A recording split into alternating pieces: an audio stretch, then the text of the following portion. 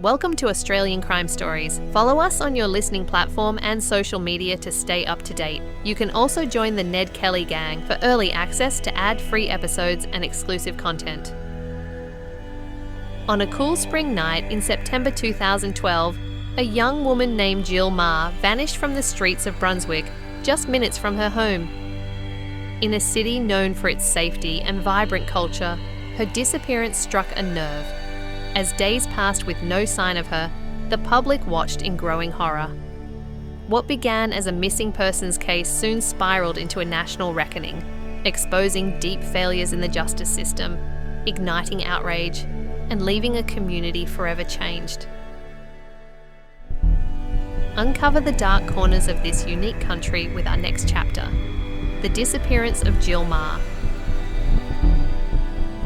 This is Australian Crime Stories.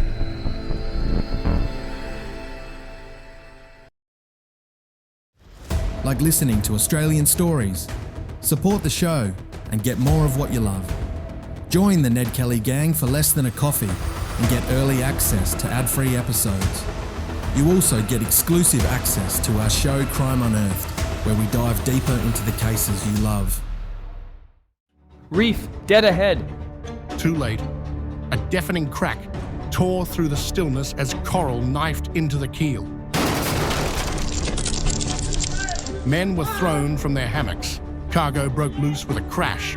Water surged through the lower decks. The Batavia had struck the morning reef. Jacobs shouted orders. Drop anchor, cut sails. But nothing could stop the ship's slow, shuddering death.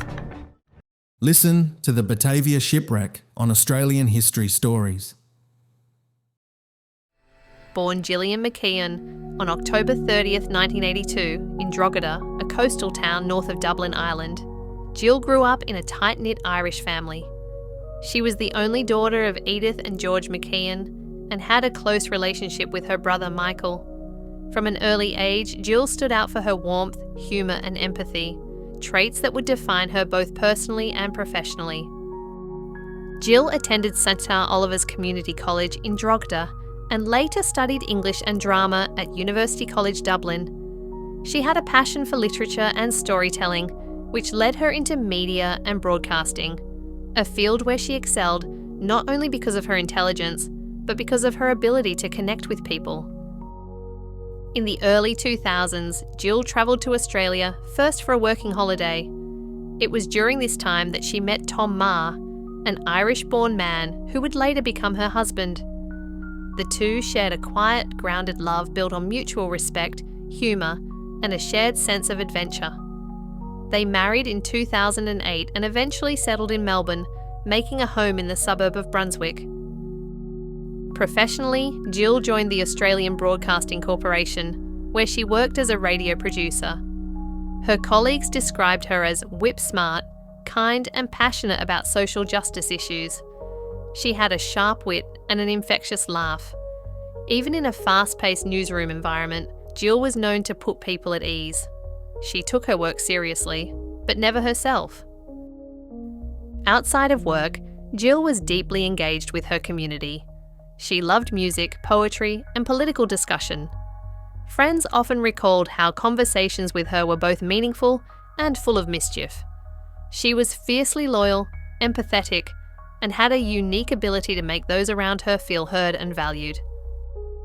Despite being thousands of kilometres from her hometown, Jill remained close with her family in Ireland.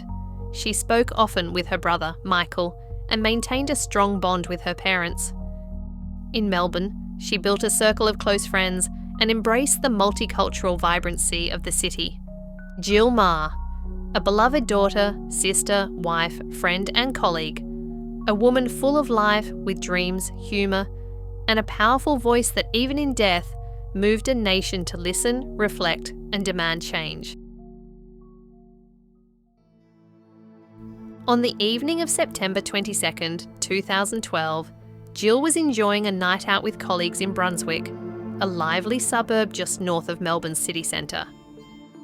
Jill worked in television production at the Australian Broadcasting Corporation, and this evening was meant to be a celebration. a chance to relax and unwind with friends and co-workers.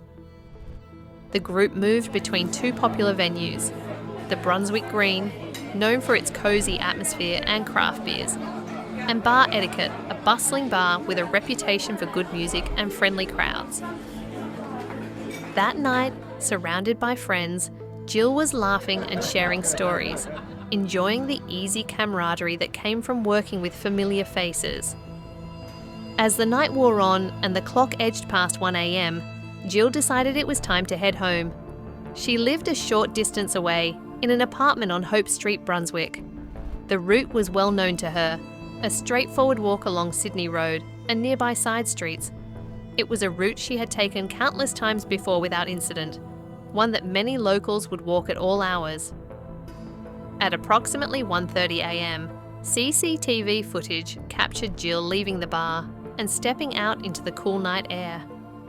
The streets were relatively quiet for a Saturday night, with only a few late-night pedestrians and the occasional car passing by.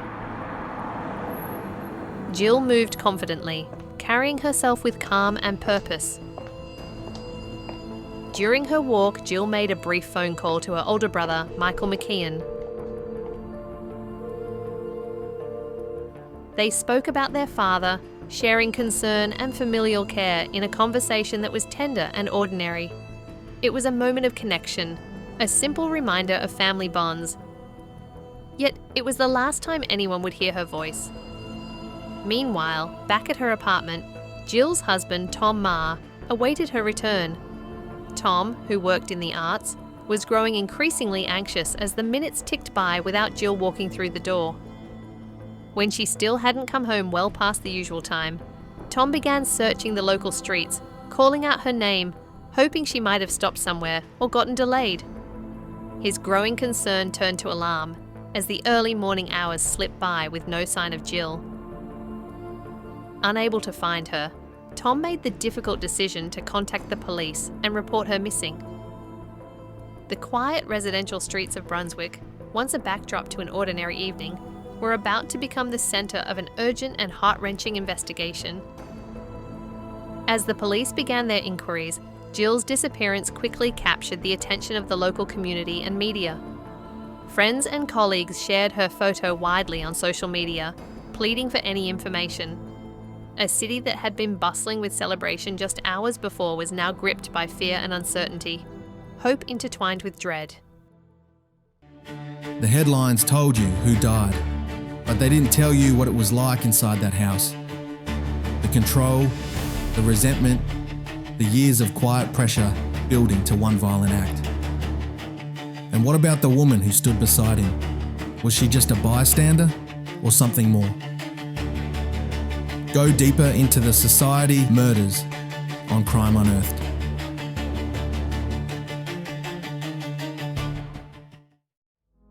Police quickly classified Jill as a missing person, launching an urgent investigation. Officers canvassed the local streets, interviewing residents and businesses, while forensic teams began collecting and reviewing CCTV footage from around Brunswick. It was this footage that became a crucial piece of the puzzle. Cameras caught Jill walking alone along Sydney Road in the early hours, just after she left the bar. She appeared calm, unaware of the danger that awaited. As word spread of Jill's disappearance, the local community mobilised. Her colleagues at the Australian Broadcasting Corporation created a Facebook page titled "Help Us Find Jill Meagher," which rapidly gained tens of thousands of followers. Volunteers organised search parties, combing parks, laneways, and waterways in and around Melbourne. Flyers bearing Jill's smiling face were plastered across telephone poles, shop windows, and public notice boards.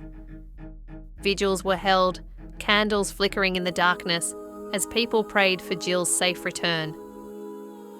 The media kept the story in the spotlight, and her story quickly captured national attention, uniting Australians in hope and concern. Meanwhile, police worked tirelessly, piecing together evidence from forensic analysis, witness accounts, and extensive CCTV footage that had captured Jill's movements on that fateful night. Investigators focused on identifying anyone who might have been near Jill during her walk home. Through a combination of witness statements, forensic evidence, and analysis of the footage, police zeroed in on Adrian Bailey, a known violent sex offender who had recently been released on parole. Bailey's presence in the area at the relevant time was confirmed through CCTV footage, which showed a man matching his description talking with Jill shortly after leaving the bar. This footage was crucial in linking him to the crime scene. Adrian Bailey was arrested on September 25, 2012. His arrest came as a shock to many in Melbourne and across Australia, revealing serious questions about the parole system and the risks posed by repeat offenders living in the community. Then, on September 28, two people searching the creek at Gisborne South, about 50 kilometres northwest of Melbourne, made the grim discovery of Jill's body, submerged in the shallow creek. The news devastated Melbourne. The peaceful suburb that had hosted vigils and searches was now the backdrop for a brutal crime scene. Police forensic teams descended on the area, meticulously gathering evidence. The circumstances of Jill's death were horrendous, and investigators immediately shifted from search and rescue to a homicide inquiry. The public response was immediate and heartfelt. Thousands gathered for candlelight vigils across Melbourne and in Jill's hometown of Drogheda Island.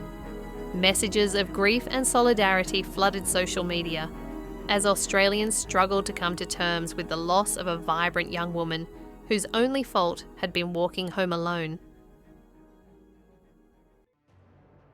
Want to experience more Australian stories?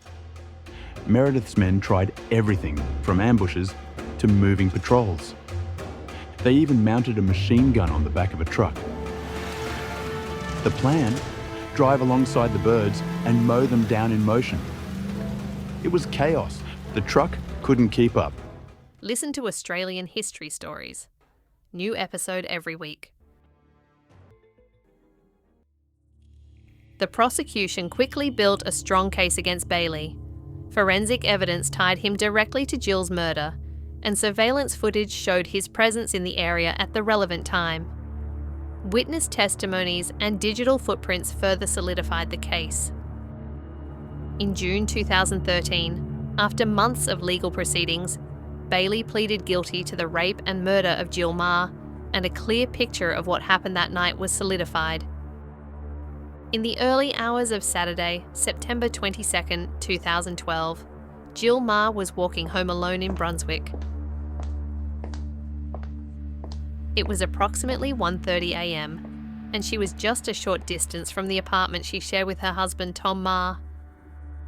Along Sydney Road, she encountered Adrian Bailey, a 41-year-old man with a violent criminal history. CCTV footage captured part of their interaction, Bailey approaching Jill, speaking with her, and eventually walking alongside her. What was not captured on camera was what followed. Bailey had raped Jill in a nearby laneway off Hope Street. He claimed she resisted, and that after the assault, he strangled her with his hands in an effort to silence her and prevent her from reporting the crime. After killing her, Bailey put Jill's body in the boot of his car and drove more than 50 kilometres northwest of Melbourne to dispose of the body. The courtroom was filled with a heavy, sombre atmosphere as the gravity of his crimes was formally acknowledged. The plea spared the court a lengthy trial, but did nothing to lessen the pain and shock felt by Jill's family and the wider community. Bailey was sentenced to life imprisonment with a non-parole period of 35 years, one of the most severe sentences in Victoria's history. In 2015, he received an additional 18-year sentence for other rape convictions, extending his minimum time behind bars to 43 years. The severity of these sentences reflected both the brutality of the crimes and the desire for justice for Jill and her family.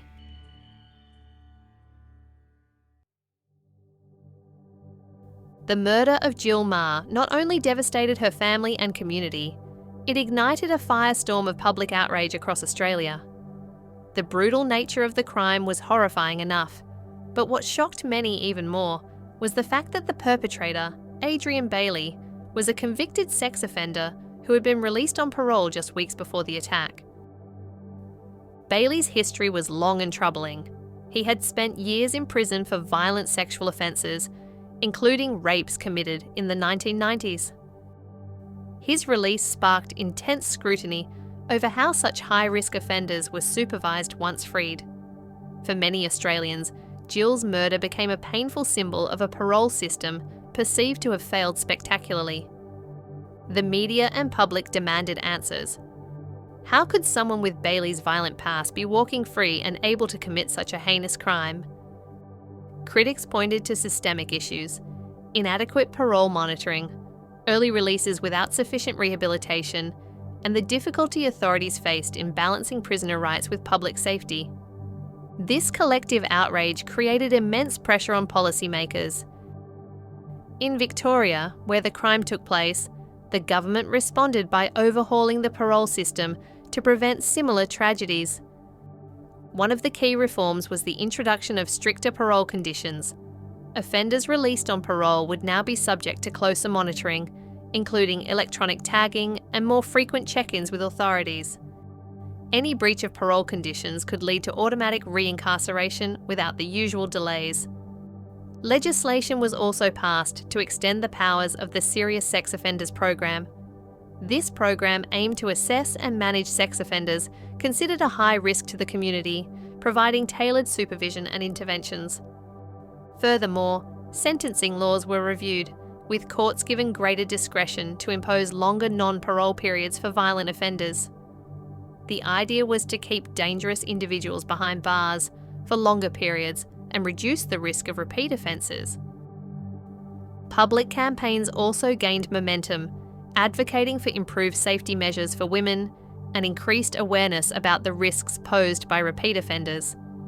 While no legislative reform can erase the pain caused by Jill's murder, these changes represented a collective commitment to learn from tragedy and strengthen protections. The case highlighted the complex challenges of criminal justice, balancing rehabilitation, punishment, and the imperative to protect the community. Jill Meagher's story became a catalyst for meaningful change, reminding lawmakers and citizens alike of the urgent need for vigilance, reform, and compassion in the face of violence. In the weeks after Jill Meagher's murder, while the nation mourned and the justice system reeled, Tom Meagher did something extraordinary. Amid his unimaginable grief, he stepped into the public eye, not to speak of vengeance, but of truth. Tom, Jill's husband, had never asked for the spotlight. Before the tragedy, he was a private man living a quiet life with his wife in Brunswick. But after Jill's death, he found himself navigating a whirlwind of media attention, public outrage, and a system that had failed so many before her. In 2013, Tom published a blog post for White Ribbon Australia, an organisation focused on ending violence against women. The post was titled "The Danger of the Monster Myth." In just a few hundred words, Tom reframed a national conversation. He wrote not as a grieving husband, but as a man challenging other men to look inward. There is no monster here, just a man like every other man I know. That single sentence cut through the noise. Tom was confronting a narrative that so often surrounds crimes like Jill's, that only monsters commit these acts, that such evil is distant, rare, and inhuman. But Tom knew differently. Jill's killer, Adrian Bailey, had lived freely in the community.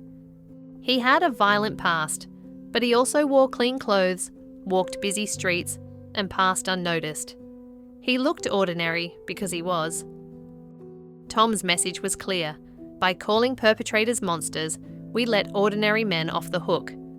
We push the problem into the shadows when it lives among us, in the pub banter that normalises harassment, in the legal system that fails victims, and in the silence of bystanders. His essay sparked national reflection. It wasn't angry or accusatory. It was calm, reasoned, and devastatingly honest. He wrote not just about Jill's death, but about how male violence is often dismissed misunderstood, or misclassified because it's easier to believe in monsters than to confront uncomfortable truths about masculinity and power. Tom's advocacy extended beyond that single piece. He gave talks, joined panels, and continued supporting organisations working to prevent gender-based violence. He also moved back to Ireland, eventually remarrying and becoming a father, quietly rebuilding his life while still honouring Jill's legacy. He never exploited her memory. He didn't sensationalise. Instead, he humanised her and urged others to stop treating her killer as a one-off aberration. Because if we write off perpetrators as monsters, we learn nothing, we change nothing, we stay complicit.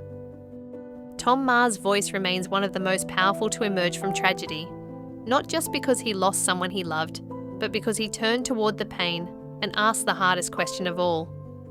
What if this isn't about monsters at all? What if it's about us? Jill Meagher's story is one that continues to echo far beyond the streets of Brunswick or the courtroom where her killer was sentenced. Her life, full of promise, was taken in an act of brutality that devastated her loved ones and shook an entire country. But in the wake of that devastation came a reckoning on parole laws, on how we respond to violence against women, and on the shared responsibility we all bear in building safer communities. Jill's death was not just a personal tragedy, it became a public call to action, a demand that our systems do better, that women feel safe walking home, that the justice system not only punishes but protects. Jill Meagher should be remembered not just for the horror of her final moments, but for the warmth, intelligence, and grace she brought to the world. Thanks for listening to Australian Crime Stories. This has been The Disappearance of Jill Meagher. Want more stories like this one? Listen to our new show Australian History Stories today. You can also support us by subscribing on Apple for less than a coffee. You'll become part of the Ned Kelly gang and gain early access to ad-free episodes as well as exclusive content.